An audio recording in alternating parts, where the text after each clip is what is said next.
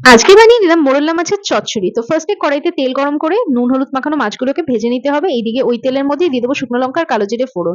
দিয়ে দেওয়ার পর এইদিকে আমি পেঁয়াজ, রসুন, কাঁচা লঙ্কা, টমেটো আর ধনেপাতা ছোট ছোট করে কাট করে রেখে দিয়েছি, মানে কেটেছি আর কি। তো ফার্স্টে ওই তেলের মধ্যেই দিলাম রসুন আর পেঁয়াজ। একটুখানি ফ্রাই হয়ে গেলে দিয়ে দিলাম কেটে রাখা কাঁচা লঙ্কা।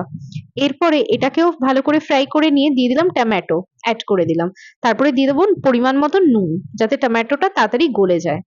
দেওয়ার পর কিছু বেসিক মশলা হলুদ গুঁড়ো, লঙ্কার গুঁড়ো, জিরে গুঁড়ো দিয়ে ওটাকে ভালো করে কষিয়ে নেব।